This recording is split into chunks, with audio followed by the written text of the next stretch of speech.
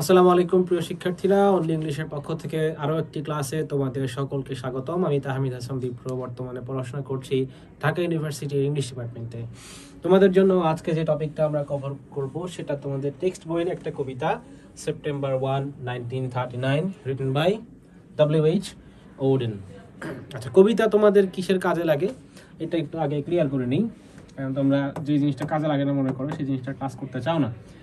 প্রথমত এইচএসসি 26-এর জন্য 26 এবং 27-এর জন্য নতুন একটা আইটেম অ্যাড হয়েছে, সেটা হলো অ্যাপ্রিশিয়েটিং শর্ট স্টোরিজ অ্যান্ড পোয়েমস। এই অংশটার মধ্যে তোমাকে মূলত কবিতা অথবা গল্প থেকে বিভিন্ন রকম অ্যানালিসিস লিখতে দেওয়া হয়, যেটার মার্ক থাকে টোটাল 8 মার্ক। এই জন্য কবিতাটা পড়া জরুরি। এইচএসসি 25 যারা আছো, যারা এখন অ্যাডমিশন দিচ্ছ, তোমাদের জন্য কেন জরুরি? তো তোমাদের জিএসটি থেকে শুরু করে ঢাকা ইউনিভার্সিটি, খুলনা ইউনিভার্সিটি, রাজশাহী, চট্টগ্রাম যত ইউনিভার্সিটি আছে সবগুলোতেই ইংলিশ সেকশন যেটা আছে সেইখানে পোয়েম থেকে গুড অ্যামাউন্ট অফ এমসিকিউ এসে থাকে, ঠিক আছে? এছাড়াও এইচএসসি 25 তোমাদের জন্য তোমাদের রিটেন যেগুলো আছে, যেসব ভার্সিটিতে রিটেন রয়েছে সেই রিটেনের জন্য তোমাদের এই কবিতাগুলো খুবই ইম্পর্টেন্ট। রিটেনে কি কি আসে? রিটেনে তোমাকে হয়তো কখনো কখনো থিম লিখতে বলা হয়, কখনো কবিতা থেকে তোমার কিছু ছোট ছোট কোয়েশ্চেন থাকে, অ্যানালিটিক্যাল কোয়েশ্চেন। কবিতার অমুক লাইন দ্বারা কি বোঝানো হয়েছে, তমুক লাইন দ্বারা কি বোঝানো হয়েছে, বা এই কবিতার মধ্যে পোয়েটিক ডিভাইসেস কি কি ছিল, এই ধরনের বিভিন্ন ধরনের কোয়েশ্চেন তোমাদের এসে থাকে। তো এইচএসসি 25, 26, 27 তোমাদের সবার জন্যই আজকের ক্লাসটা খুবই ইম্পর্টেন্ট, ঠিক আছে? তো চলো আমরা কবিতাটা পড়তে শুরু করে দিই। যে কোনো কবিতা পড়ার আগেই অবশ্যই তোমাদেরকে জানতে হবে যে সেই কবিতাটার কনটেক্সট কি, কবিতা কে লিখেছেন এবং কবি সম্পর্কে একটু সংক্ষিপ্ত ধারণা রাখা। ওকে, আচ্ছা, তোমাদের এই কবিতা থেকে অ্যাপ্রিশিয়েটিং শর্ট স্টোরিজ অ্যান্ড পোয়েমস, এখানে এই অংশটাই কাজে লাগবে, আর কাজে লাগবে হলো তোমার অ্যাডমিশনের এমসিকিউ পার্টের জন্য। আচ্ছা, এই কবিতাটা লিখেছেন W.H. Auden। ওনার ফুল নেম হলো উইনস্টন হিউ ওডেন, ঠিক আছে? ওনার জন্ম 1907 সালে ইংল্যান্ডের ইয়র্কে। এই ইয়র্ক কিন্তু নিউ ইয়র্ক না, এটা ইয়র্ক, শুধু ইয়র্ক, এটা ইংল্যান্ডে। তোমরা খেয়াল করে দেখবে যে ইউএসএতে অনেক অনেক জায়গার নাম আছে, যে নামগুলো নামের আগে একটা করে নিউ আছে। এই নিউ শব্দওয়ালা যে জায়গাগুলো আছে এগুলো মূলত ইউরোপে এক্সিস্ট করতো। ইউএসএতে গিয়ে নতুন একটা জায়গার নাম দেওয়ার জন্য সেখানে নিউ শব্দটা অ্যাড করেছে। For example new York. তারপরে ইউএসএতে একটা জায়গা আছে, জায়গাটার নাম হলো নিউ ইংল্যান্ড, ঠিক আছে? আরও আছে নিউ অরলিন্স। এই জায়গাগুলো সবগুলোই ইউরোপে এক্সিস্ট করতো, কিন্তু ইউএসএতে যাওয়ার পর পরবর্তীতে কলোনাইজাররা এই তোমার ইউএসএর জায়গাগুলোর নামকরণ করার ক্ষেত্রে এই পদ্ধতিটা ব্যবহার করেছেন। আচ্ছা, আমরা সেদিকে না যাই, এগুলো ঐতিহাসিক আলোচনা। দেখো, ওনার জন্ম 1907 সালে ইংল্যান্ডে, আর ওনার মৃত্যু হলো 1973 সালে ভিয়েনা, অস্ট্রিয়ার ভিয়েনাতে, ঠিক আছে? ওনার ন্যাশনালিটি মূলত ব্রিটিশ আমেরিকান। উনি ওনার জন্ম তো ইংল্যান্ডে, ব্রিটেনে, আর পরবর্তীতে উনি ইউএসএতে গিয়ে ইউএস সিটিজেনশিপ নেন। উনি পড়াশোনা করেছেন অক্সফোর্ড ইউনিভার্সিটিতে এবং অক্সফোর্ড ইউনিভার্সিটির আন্ডারে ক্রাইস্ট চার্চ কলেজে, এবং ক্যারিয়ার গড়েছেন। উনি পোয়েট ছিলেন, প্লে রাইট ছিলেন, মানে ড্রামাটিস্ট, এসেইস্ট ছিলেন, এবং লিটারারি ক্রিটিক ছিলেন, সাহিত্য সমালোচক, ঠিক আছে? আচ্ছা, ওনার কবিতার মূল থিমগুলো কি ছিল? মূল থিম সবচেয়ে ইম্পর্টেন্ট, সবচেয়ে বেশি দেখা যায় যেটা, সেটা হলো পলিটিক্স, আর দেখা যায় হলো ওয়ার, ঠিক আছে? এছাড়াও এগুলোর মধ্যে ছোট ছোট করে লাভ, ফেইথ, মোরালিটি, হিউম্যান কন্ডিশন, এই বিষয়গুলো ওনার কবিতার মধ্যে দেখা যেত। ওনার আরও একটা ফেমাস কবিতা আছে, নাম হলো রিফিউজি ব্লুজ। কবিতাটা তোমরা কেউ চাইলে পড়ে দেখতে পারো। এটা সেকেন্ড ওয়ার্ল্ড ওয়ারে হলোকস্ট নিয়ে লেখা। ওকে, আচ্ছা, আমরা কবিতাটাই চলে যাই। আসলে একটা সত্যি কথা বলতে, তোমাদের এই কবিতাটা মূলত এইটুকু না, এই কবিতাটার আরও অনেকগুলো এরকম বড় বড় স্ট্যান্জা আছে। তোমাদের বইয়ের মধ্যে শুধুমাত্র এইটুকু ইনক্লুড করা হয়েছে। আচ্ছা, দেখো কবিতাটা আমরা পড়তে শুরু করি। I sit in one of the dives on 52nd Street, uncertain and afraid, as the clever hopes expire of a low, dishonest decade. I sit in one of the dives. এই ডাইভগুলো মূলত এক ধরনের বার। বার বলতে তোমার মদ খাওয়ার বার, ঠিক আছে। I sit in one of the dives on 52nd street. এটা হলো নিউ ইয়র্কের একটা, নিউ ইয়র্ক সিটির একটা রাস্তার নাম হলো 52nd স্ট্রিট। ওইখানে অনেকগুলো বার আছে, তার মধ্যে একটা বারে কবি বসে আছেন। বসে বসে কি বলছেন? বলছেন যে কবি কিভাবে বসে আছেন? আনসার্টেন অ্যান্ড অ্যাফ্রেড, অনিশ্চিত। আনসার্টেন মানে হলো অনিশ্চিত। কবি অনেক অনিশ্চয়তা এবং আতঙ্ক বা ভয় নিয়ে বসে আছেন, ঠিক আছে। As the clever hopes expire of a low dishonest decade. আচ্ছা, as the clever hopes. Clever hopes মানে কি? এখানে ক্লেভার মানে তো চালাক, আমরা জানি ক্লেভার মানে হলো চালাক, আর হোপ মানে হলো আশা। বাট এখানে ক্লেভার হোপস বলতে বোঝানো হয়েছে ঝকমকে আশা, ঠিক আছে। যেমন আমাদেরকে আমাদের বিগত প্রধানমন্ত্রী আমাদের আপা কি স্বপ্ন দেখাতেন? বাংলাদেশ এই হবে সেই হবে, বাংলাদেশে কি জানি প্রথমে ফার্স্ট ওয়ার্ল্ড কান্ট্রি হয়ে যাবে, ঠিক আছে। এই যে ঝকমকে একটা আশা দেখাতেন আমাদেরকে, এই জিনিসটা হলো ক্লেভার হোপস, ঠিক আছে। বাট এইখানে কবি কি বলছেন? এই যে দ্য ক্লেভার হোপস এক্সপায়ার, এই ক্লেভার হোপসগুলো আসলে এখন শেষ হয়ে গেছে। তার মানে কবি যে সময়ে বসে কবিতাটা লিখছেন, সেই সময়ে এই যে ক্লেভার হোপসগুলো ছিল, কোথাকার clever Hopes? Of a low dishonest decade. এই ডিকেড মানে তো দশক, ডিকেড মানে হলো দশক। এটা 1930-এর দশককে বোঝানো হয়েছে।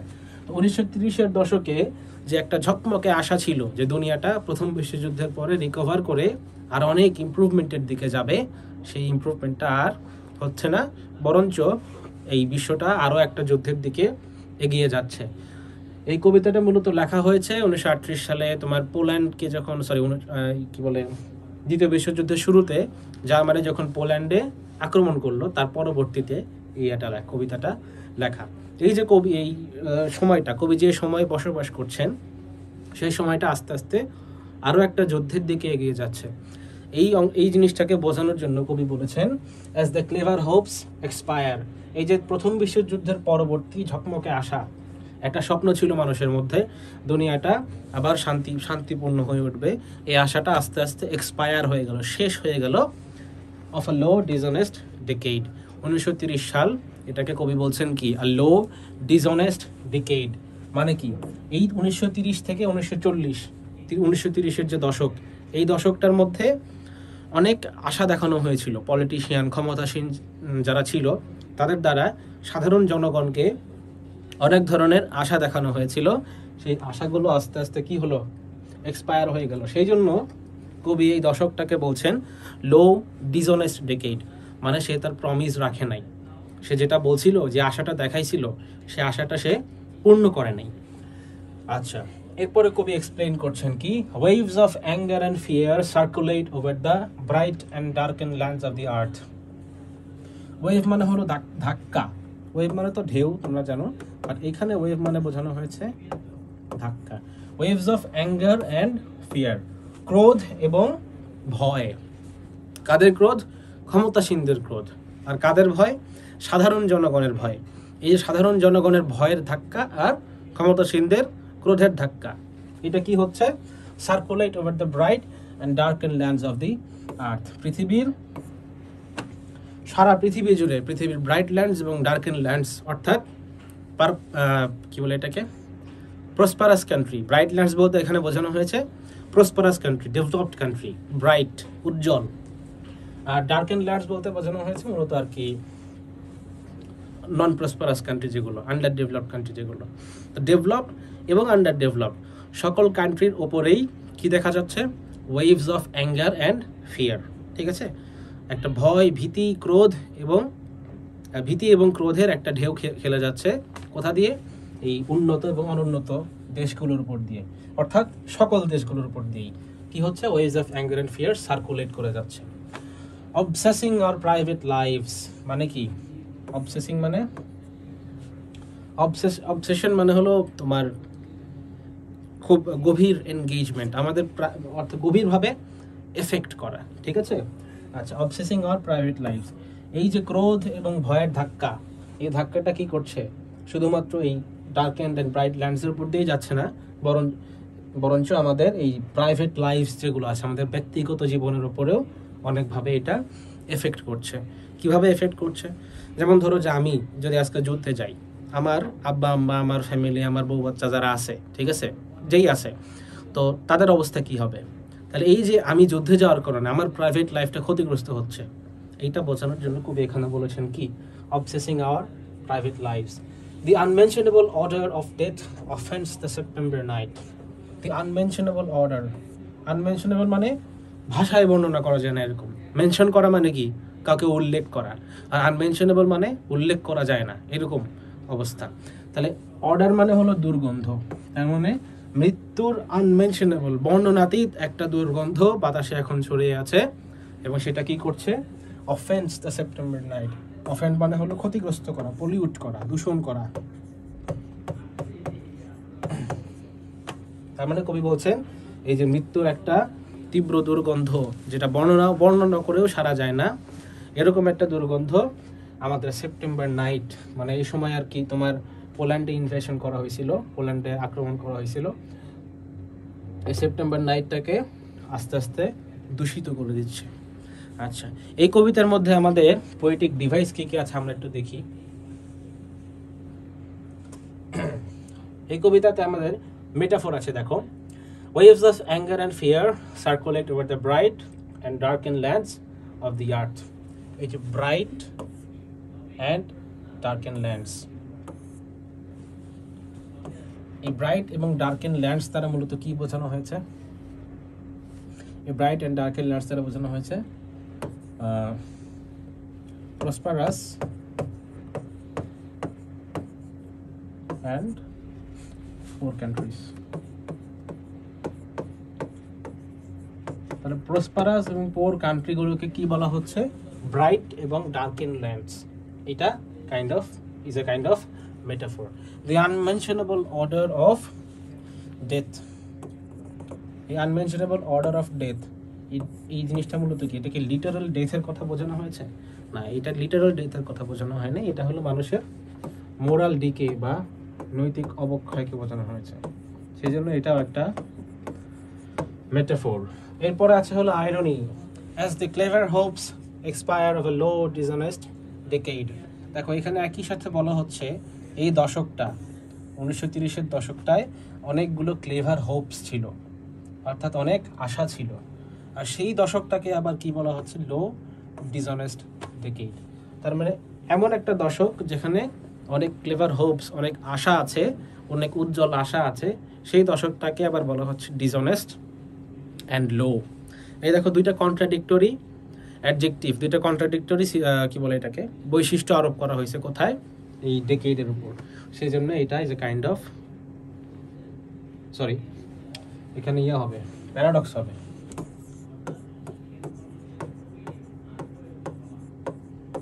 সেই জন্য এখানে এটা কি হয়েছে? প্যারাডক্স হয়েছে, ঠিক আছে? কেন? কারণ এই যে ক্লেভার হোপস এবং লো ডিসঅনেস্টি, এটা একই সাথে এক্সিস্ট করতে পারে না, ঠিক আছে? এই ডেকেডকে একই সাথে বলা হচ্ছে ডেকেড অফ ক্লেভার হোপস, আবার একই সাথে বলা হচ্ছে decade of low and dishonest decade, ঠিক আছে? এই জন্য এখানে কি বলা, এখানে কোন ধরনের পোয়েটিক ডিভাইস পাওয়া যাচ্ছে আমাদের? প্যারাডক্স। এরপর আছে হলো সিম্বল। সিম্বল হলো one of the dives on 52nd street. এটাকে এই one of the dives of 52nd street, এটা মূলত ওয়েস্টার্ন সিভিলাইজেশনকে বোঝানো হচ্ছে। কিভাবে বোঝানো হচ্ছে? ডাইভসে কি হয়? ডাইভস তো বার, তাই না? বারে কি হয়? মদ পান করা হয়। ওয়েস্টার্ন সিভিলাইজেশন, যে মদ পান করার মাধ্যমে আর কি বোঝানো হয়েছে ওয়েস্টার্ন সিভিলাইজেশন যে একটা নৈতিক অবক্ষয়ের দিকে চলে গেছে, এই জিনিসটা বোঝানোর জন্য এই তোমার কি বলে ডাইভস বা বারের কথাটা উল্লেখ করা হয়েছে, ঠিক আছে? তার মানে এই যে one of the dives on 52nd street বলতে এখানে মূলত বোঝানো হয়েছে দ্য ওয়েস্টার্ন সিভিলাইজেশন, যারা ওই বারের মতোই, যাদের খুব শোচনীয় অবস্থা। বারে কারা যায়? খারাপ লোকে যায়। ওয়েস্টার্ন সিভিলাইজেশন এখন ওই অবস্থা, ওয়েস্টার্ন সিভিলাইজেশনেও এখন খারাপ লোকজন বসবাস করছে। এইটা বোঝানোর জন্য এখানে এই ডাইভসকে ওয়েস্টার্ন সিভিলাইজেশনের একটা সিম্বল হিসেবে উপস্থাপন করা হয়েছে। এরপর আছে হলো সেপ্টেম্বর নাইট। এই সেপ্টেম্বর নাইটটা বলতে বোঝানো হয়েছে দ্য ওয়ার টাইম বা যুদ্ধের সময়টা, ঠিক আছে? কিভাবে? নাইট মানে কি? ডার্ক টাইমস, ডার্ক, অন্ধকার। ওয়ার টাইমটা কি? ওয়ার টাইমটা মানব জাতির জন্য ইজ কাইন্ড অফ অন্ধকার, যেখানে মানুষ কোনো ধরনের আশার আলো দেখতে পারে না। তাই এই সেপ্টেম্বর নাইটটাকে কি বলে এটাকে, সেপ্টেম্বর নাইটটাকে যুদ্ধাবস্থা বা যুদ্ধের সময়টার সাথে তুলনা করা হয়েছে। সেপ্টেম্বর নাইটকে একটা যুদ্ধের সময় বা ওয়ার টাইমের একটা সিম্বল হিসেবে এখানে উপস্থাপন করা হয়েছে, ঠিক আছে? আচ্ছা, তো এই ছিল আমাদের পোয়েটিক ডিভাইস এবং অ্যানালিসিস। এখন তোমাকে যদি এই কবিতা থেকে একটা ছোট্ট সামারি লিখতে বলা হয়, তাহলে তুমি কি লিখবে? আমরা অ্যালোন বা মায়া অ্যাঞ্জেলো, এই অ্যালোন কবিতাটা যখন পড়েছি আমরা কয়েকটা জিনিস দেখেছি। একটা কবিতা থেকে সামারি লেখার জন্য আমাদের দুইটা স্টেপে কাজ করতে হয়। একটা হলো আমাদের থিমটা বের করে আনতে হয় এবং থিমের সপক্ষে প্রমাণ দিতে হয়।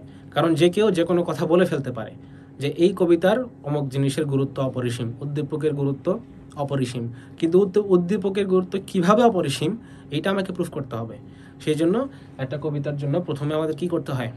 প্রথমে থিমটাকে বের করে আনতে হয়, তারপরে সেখান থেকে প্রুফ জোগাড় করতে হয়। প্রুফ শো করে দিলে আমার অ্যান্সার ভ্যালিড, আর যদি না হয় তাহলে আমার অ্যান্সার ইনভ্যালিড। তো চলো আমরা এই কবিতা থেকে আমাদের থিম বের করে আমরা একটা সামারি লিখে ফেলি। এই কবিতার থিমটা মূলত কি? Fear and ডিসইলিউশনমেন্ট। ফিয়ার মানে হলো আতঙ্ক, ফিয়ার মানে আতঙ্ক, আর ডিসইলিউশনমেন্ট মানে হলো, এটার এক্সাক্ট বাংলা নাই, এটার বাংলা হলো কাইন্ড অফ পর্দা সরিয়ে দেওয়া।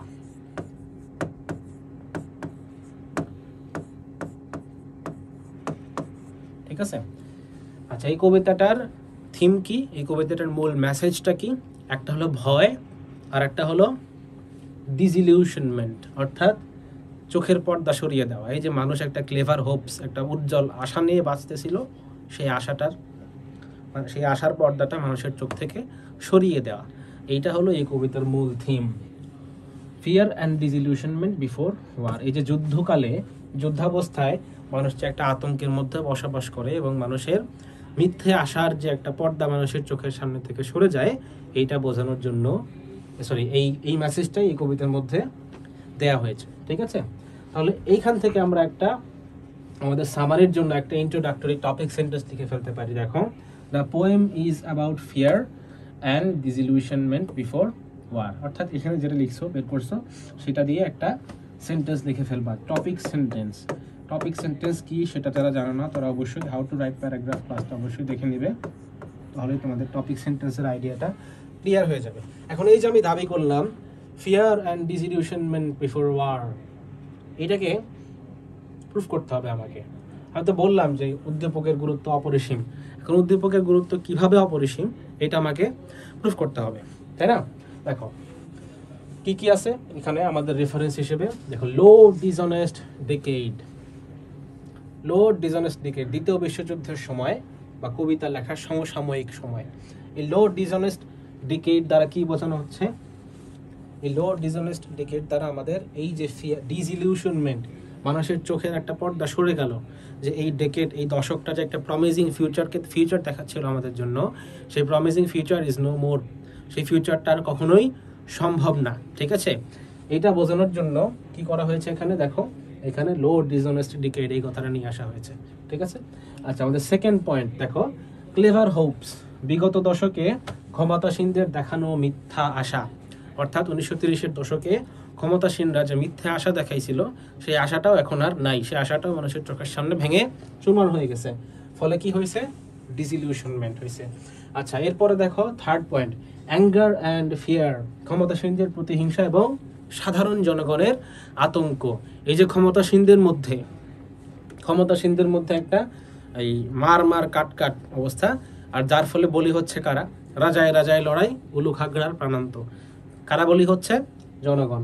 এই যে অ্যাঙ্গার এবং ফিয়ার, আতঙ্ক, যুদ্ধকালীন যে আতঙ্ক, সেই আতঙ্কটা, এই যে ফিয়ার, এটা আমাদের খুঁজে পাচ্ছি কোথায়? এই অ্যাঙ্গার এবং ফিয়ারের মধ্যে। এরপর আছে দেখো, আনমেনশনেবল অর্ডার অফ ডেথ, যুদ্ধের ভয়াবহ বর্ণনাতীত চিত্র। ঠিক আছে? আচ্ছা, তার মানে এই যে ফিয়ার, আরো একটা ফিয়ার পাওয়া গেল এখানে। তার মানে আমাদের এই যে এই দুইটা পয়েন্ট দ্বারা আমরা কি পাচ্ছি, এই দুইটা পয়েন্ট দ্বারা আমাদের ডিসইলিউশনমেন্ট এটা পাচ্ছি, আর এই দুইটা পয়েন্ট দ্বারা কি পাচ্ছি,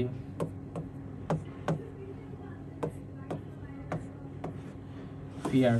তাহলে এই যে আমি দাবি করলাম যুদ্ধকালীন ডিসইলিউশনমেন্ট এবং ফিয়ার, তার সপক্ষে আমি আমার কবিতা থেকে এখানে প্রমাণ উপস্থাপন করলাম। তাহলে আমাদের এই যে থিম এবং আমাদের রেফারেন্স, এখান থেকে আমরা একটা সামারি দাঁড় করিয়ে ফেলেছি। দেখো আমাদের প্রথম টপিক সেন্টেন্সটা তো এখানে আছে, যেটা আমরা একটু আগে দেখলাম। এরপরে দেখো এই সামারিতে আমরা প্রুফ দিচ্ছি।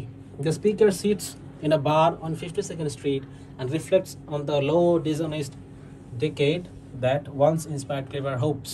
তার মানে কবি বারে বসে বসে ভাবছিলেন বিগত দশকের ক্লেভার হোপসের কথা, যেটা এখন আর নাই। ঠিক আছে, তার মানে কি ঘটলো এখানে, ডিসইলিউশনমেন্ট ঘটলো, মানুষের চোখের পর্দা সরে গেল। উইথ ইলিউশনস গন, এই মানুষের আশা প্রত্যাশা, উজ্জ্বল আশা স্বপ্ন দেখলো মানুষ, সেই স্বপ্নটা যখন চলে গেল, with illusions gone he worries about the danger the coming war will bring. তখন কবি আস্তে আস্তে চিন্তিত হয়ে পড়লেন কি নিয়ে, আপকামিং ওয়ারে যে বিপদগুলো আসতে চলেছে সেগুলো নিয়ে। The anger and fear have led to deaths, এই যে মানুষের ফিয়ার এবং ক্রোধ, এর ফলে কি হলো, এর ফলে প্রচুর পরিমাণে মানুষের মৃত্যু হলো। এর ফলে the unmentionable order of this death, এবং পরবর্তীতে এই যে যুদ্ধাবস্থা, এই যে মানুষের moral decay, the unmentionable order of death, এর ফলে এই সেপ্টেম্বর নাইট বা সেই সময়টা, সেপ্টেম্বর নাইট বলতে এখানে নট অ্যাকচুয়ালি সেপ্টেম্বর নাইট, এখানে সেপ্টেম্বর নাইট বলতে বোঝানো হয়েছে যে কবি যে সময় বসে কবিতা লিখছেন, of this death Hanks over the September night. তার মানে এই যে মানুষের ক্রোধ এবং মানুষের ভয়, মানুষের আতঙ্কের ফলে যে অনেক প্রচুর পরিমাণে মৃত্যু ঘটলো, সেই মৃত্যুর গন্ধটা পুরো সেপ্টেম্বর নাইট, অর্থাৎ ওই সময়টা কবি যে সময় বসবাস করছেন ওই সময়টাকে একদম দূষিত করে ফেললো। ঠিক আছে, সিম্বলাইজিং দ্য ট্রাবলড টাইমস। ওকে, আচ্ছা, তো এই ছিল আমাদের সামারি। তার মানে এই কবিতা থেকে আমরা শিখলাম প্রথমত পোয়েটিক ডিভাইসেস, কবিতার কিছু অ্যানালিসিস, এবং পরবর্তীতে একটা ছোট্ট সামারি। ঠিক আছে, এই কবিতা থেকে আমাদের কি কি এমসিকিউ আসতে পারে সেগুলো আমরা একটু দেখি। দেখো, W.H. Auden ওয়াজ অ্যান কোথাকার পোয়েট, ব্রিটিশ আমেরিকান, কারণ ওনার জন্ম ইংল্যান্ডে এবং পরবর্তীতে উনি ইউএস সিটিজেনশিপ পান। আচ্ছা, এরপর আছে the poem September 1, 1939 was written in the context of the, এবার দেখো সেপ্টেম্বর 1, 1939 কোন কনটেক্সটে লেখা হয়েছিল। এখানে চারটা অপশন আছে, প্রথম বিশ্বযুদ্ধ, ক্রুসেড যুদ্ধ, স্নায়ুযুদ্ধ বা কোল্ড ওয়ার, আর হলো দ্বিতীয় বিশ্বযুদ্ধ। আমাদের আনসার হবে, আমরা একটু আগে জেনেছি, দ্বিতীয় বিশ্বযুদ্ধ। এরপর আছে হলো what does the dive symbolize in the poem. আমি একটু আগে ডাইভ কি সিম্বলাইজ করে, ডাইভ দ্বারা কবি এখানে মূলত কি বোঝাতে চেয়েছেন সেটা আমি একটু আগে বলেছি। ডাইভ দ্বারা কবি দ্য ওয়েস্টার্ন সিভিলাইজেশনকে বোঝাতে চেয়েছেন। ওয়েস্টার্ন সিভিলাইজেশন যে এখন খুব একটা ভালো অবস্থায় নাই, একটা নৈতিক অবক্ষয়ের মধ্য দিয়ে যাচ্ছে, মানে যে কবি মদ খাওয়ার মাধ্যমে, মদ পান করার মাধ্যমে ওয়েস্টার্ন সিভিলাইজেশনের নৈতিক অবক্ষয়কে নির্দেশ করেছেন। ঠিক আছে, সেই জন্য এই ডাইভ শব্দটা আসলে সিম্বলাইজ করে কি, মানে কাকে সিম্বলাইজ করছে, কোন জিনিসটাকে সিম্বলাইজ করছে, মোরাল দিকে, স্পিরিচুয়াল আপলিফটিং অর্থাৎ আধ্যাত্মিক উন্নতি, নাকি দ্য ড্যামেজেস অফ ওয়ার, নাকি যুদ্ধের ক্ষয়ক্ষতি, নাকি মৃত্যু, নাকি নৈতিক অবক্ষয় বা মোরাল দিকে। এখানে হবে হলো নৈতিক অবক্ষয়। এখানে বার স্পেসিফিক্যালি ডাইভ শব্দটা নিয়ে আসার কারণ হলো মানুষের নৈতিক অবক্ষয়কে নির্দেশ করা। What does the bright and the dark and lands refer to. আচ্ছা, bright and the dark and lands বলতে আমি একটু আগে বলেছিলাম, ব্রাইট ল্যান্ড বলতে বোঝানো হয়েছে জাঁকজমকপূর্ণ উন্নত দেশ, এবং ডার্ক অ্যান্ড ল্যান্ড বলতে বোঝানো হয়েছে জাঁকজমকহীন অনুন্নত দেশ। ঠিক আছে, তার মানে এখানে আমাদের আনসার কি হবে, the prosperous and the underdeveloped countries, the snowy and the sunny lands, lands with day versus lands with night, life and death.